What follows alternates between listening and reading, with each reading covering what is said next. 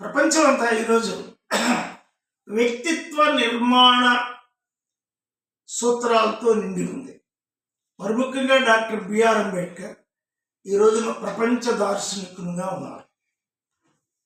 ఒక వ్యక్తి లేకపోతే వ్యవస్థగా మారాలన్నా, ఒక వ్యక్తి ఒక విశ్వవిద్యాలయంగా మారాలన్నా, ఒక వ్యక్తి ఒక ప్రబోధకుడిగా మారాలన్నా, ఒక వ్యక్తి ఒక తత్వవేత్తగా మారాలన్నా, ఒక వ్యక్తి ఒక సైంటిస్ట్గా మారాలన్నా అతను లిఖిత సమాజంలోకి రావాలి అని అంబేద్కర్ రుజువు చేశాడు.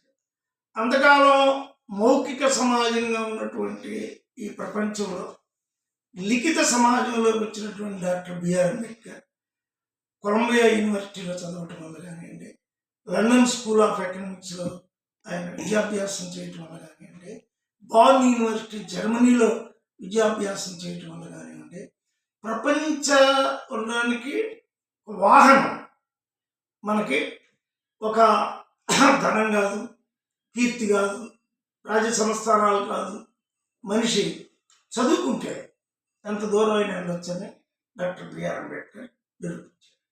అందుకని డాక్టర్ బిఆర్ అంబేద్కర్ వ్యక్తిత్వ నిర్మాణం మీద మనం ఈ బుక్లో రాసుకున్నాం. దీన్ని doctor B R Ambedkar, Bertrand Russell, William Wordsworth అనే ముగ్గురిని మనం ఐడెంటిఫై చేసాం. ఈ డాక్టర్ బిఆర్ అంబేద్కర్తో పాటు బెర్ట్రాండ్ రస్సెల్ ఆయన లండన్లో జన్మించాడు. లండన్లో ఒక మంత్రి కుటుంబంలో జన్మించి, అంటే మంత్రి కుటుంబాల్లో జన్మించి సుఖభోగాలను అనుభవించకుండా ఆయన లండన్లో విద్యాభ్యాసం చేసి ఆయన ఎంఏ చదివి డాక్టరేట్ చేసి పోస్ట్ డాక్టరేట్ చేసి చైనా, రష్యా, ఇండియా, ప్రపంచంలో ఉండేటువంటి అనేక విశ్వవిద్యాలయాల్లో బోధ చేసి 100 పుస్తకాలు రాసి 105 సంవత్సరాలు జీవించాడు. బెర్ట్రాండ్ రస్సెల్ తను మంత్రిగా అవకాశం ఉంది ఆయనకి. ఈ రోజుకి లండన్ వెళ్తే మనకి బెర్ట్రాండ్ రస్సెల్ ఒక పెద్ద భవనం కనపడుతుంది. మన లండన్లో మరి ఎంతోమంది మేధావులు లేదా మామూలు చక్రవర్తులు, జార్జ్ చక్రవర్తులు జన్మించారు. కానీ బెర్ట్రాండ్ రస్సెల్కు ఉన్నంత కీర్తి ఎవరికి రాలేదు. కారణం అక్షరం. ఆయన అక్షరాన్ని పట్టుకున్నాడు. అక్షరం అంటే కేవలం ఇంగ్లీషే కాదు, చైనా భాష నేర్చుకున్నాడు, రష్యా భాష నేర్చుకున్నాడు, ఆయన భారతదేశ భాషలో చాలా నేర్చుకున్నాడు, ఆయన రాశాడు. ముఖ్యంగా ఆయన వెస్ట్రన్ ఫిలాసఫర్స్ అనే గ్రంథంలో సోక్రటీస్, ప్లాటో, అరిస్టాటిల్ దగ్గర నుంచి స్టార్ట్ చేసి జర్మన్ ఫిలాసఫర్స్ అయిన మార్క్స్, హెగెల్ మొత్తాన్ని గురించి రాశారు. డాక్టర్ బిఆర్ అంబేద్కర్ మనం భారతదేశం నుంచి అంత గొప్పగా చెప్పుకుంటున్నాం.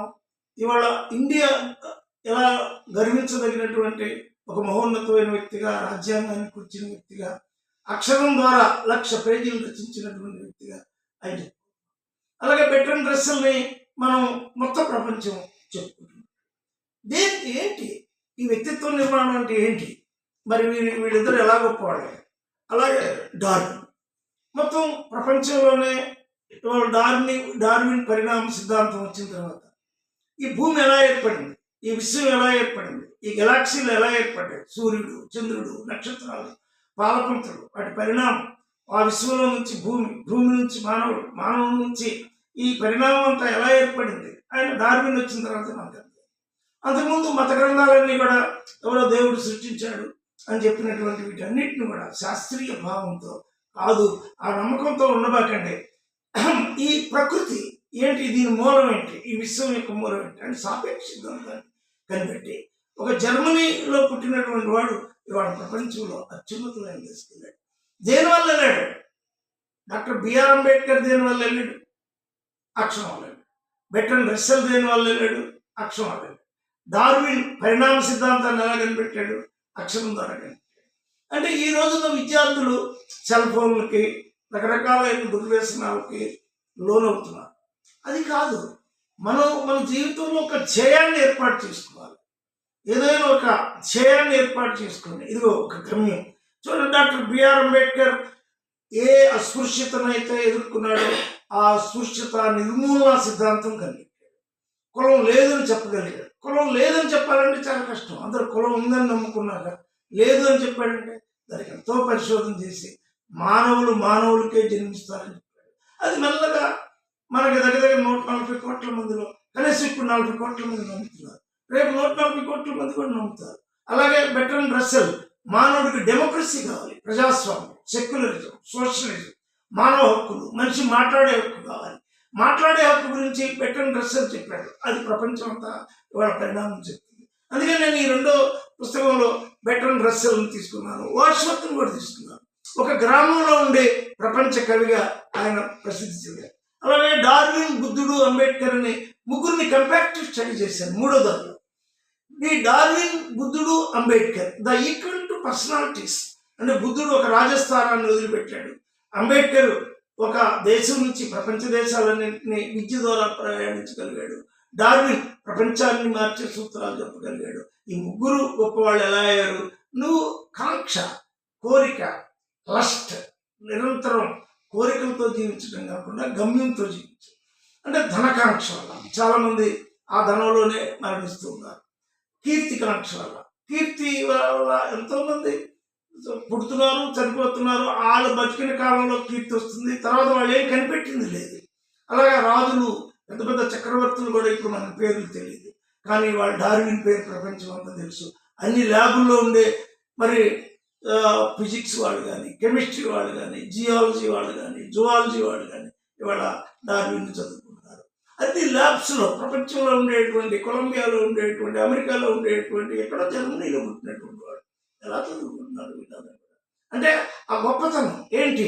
ఆయన గొప్పతనం అంటే అక్షరం అంతే. వాళ్ళు ఏం చేయలేదు, వాళ్ళు దేవుళ్ళు కాదు, వాళ్ళు ఏంటి క్రమశిక్షణతో జీవించారు. వాళ్ళు ఇగో రోజులో చదువుకోవటం, రోజు రాసుకోవడం, రోజు వాళ్ళకి తెలిసింది చెప్పడం. అలాగే ఈ మొదటి బుక్లో డాక్టర్ బిఆర్ అంబేద్కర్ని ఎలాగైతే మనం రాసుకున్నాం, Shakespeare, Charlie Chaplin, Karl Marx మరి చాలా ప్రపంచ సూత్రాలని కనిపెట్టాడు. జర్మనీలో పుట్టాడు. జర్మనీలో పుట్టాడు, పాస్టర్ కొడుకు కుమారుడు, ఒక లాయర్ అన్నా. మరి సొఫిస్టికేటెడ్ లైఫ్, చక్కని యూదుడు, చక్కని జీవితాన్ని వదిలిపెట్టి ఒక యుద్ధంలా జీవించాడు. జర్మనీ వచ్చాడు నుంచి ఆయన బ్రెజిల్కి పారిపోయి, అక్కడి నుంచి లండన్ వచ్చి లండన్ లైబ్రరీ నుంచి చదివి ఈ దేశంలో మనిషి యొక్క శ్రమ ఏదైతే ఉందో, ఒక భౌతిక శ్రమ చేసే శ్రమజీవి ఒక వస్తువుకి శ్రమను కలిపినప్పుడు ఆ వస్తువు విలువ పెరుగుతుంది. కానీ ఆ వస్తువు పెట్టుబడిదారుడికి లాభం కలుగుతుంది, కానీ ఆ వస్తువు అదనపు విలువ అతనికి చెందట్లేదు. పెట్టుబడిదారుడు అభివృద్ధి చెందుతున్నాడు, శ్రామికుడు కృషించిపోతున్నాడు. కాదు, శ్రామికులు ఏకమై తమ హక్కుల కోసం పోరాడాలి అనే మార్క్స్ సిద్ధాంతాలు ఇవాళ ప్రపంచంలో రష్యా, చైనా, ఎన్నో దేశాలు ఆయన సిద్ధాంతాలను మార్చారు. అంటే ఎక్కడ పుట్టాడు కార్ల్ మార్క్స్? ఒక మామూలు మానవుడే, కానీ సూత్రాలు కనిపెట్టాడు. అంటే సుఖాన్ని వదిలిపెట్టాడు, దుఃఖాన్ని నివారించాలనుకున్నాడు. చాలామంది ఇప్పుడు సుఖజీవులుగా జీవిస్తున్నారు, ప్రయోజనం లేదు. ఈరోజు ఆ సుఖం వల్ల నువ్వు ఒక వ్యక్తిత్వ నిర్మాణం చేసుకోలేవు. ఒక విద్యార్థి, ఇదిగో నేను చదువుకోవడానికి పంపిస్తున్నారు, బిఏ చదువుకో, ఎంఏ చదువుకో, లేదా ఇంకోటి చదువుకొని, కానీ నువ్వు చదువుకోకుండా ఎప్పుడైతే ఈ సెల్ ఫోన్లకని, లేకపోతే లవ్ అని, లేకపోతే చిన్న చిన్న వ్యసనాలకు నువ్వు అలవాటు పడుతున్నావు, అప్పుడు నువ్వు గమ్యాన్ని చేరలేకపోతున్నావు. వీళ్ళందరూ మామూలు మానవులే, వాళ్ళు పైలోకం నుంచి చేరలేదు. వ్యక్తిత్వ నిర్మాణం వల్ల ప్రపంచ మానవులు కాగలిగారు. అలాగే మనం 4వ పుస్తకంలో అత్యున్నతమైనటువంటి వాళ్ళని తీసుకున్నాం. Albert Einstein, Sigmund Freud, Simone de Beauvoir, నెల్లీ చాస్, ఫ్రెడరిక్ కాస్ట్రో. ప్రపంచాన్ని వెలిగించినటువంటి వాడు, అంటే సామాన్యమైన వాడు కాదు వీళ్ళు. మరి ముఖ్యంగా చూడండి, ఆల్బర్ట్ ఐన్స్టీన్. ఐన్స్టీన్ ఇవాళ ఫిజిక్స్ ఆయన లేకపోతే లేదు. ఇవాళ దేశాలన్నీ ఆయన మీదుగా నడుస్తున్నాయి. ఇవాళ అమెరికా, ఇవాళ రష్యా, ఇవాళ చైనా, ఇవాళ మొత్తం ప్రపంచం అంతా కూడా అణు సిద్ధాంతం మీద ఆధారపడి, చివరికి భారతదేశంలో కూడా అణు పరిశోధన జరిగింది. ఐన్స్టీన్ ఒక మామూలు కుటుంబం నుంచి వచ్చినటువంటి వాడు. ల్యాబ్లో పడి కనుక్కొని అంటే ఒక పదార్థం యొక్క సాంఖ్యశాస్త్రం మనకు చెప్పింది. ఒక పదార్థాన్ని మనం కనుక్కుంటూ వెళితే దాని అంతర్గతమైన శక్తి ఎంతదో మనకు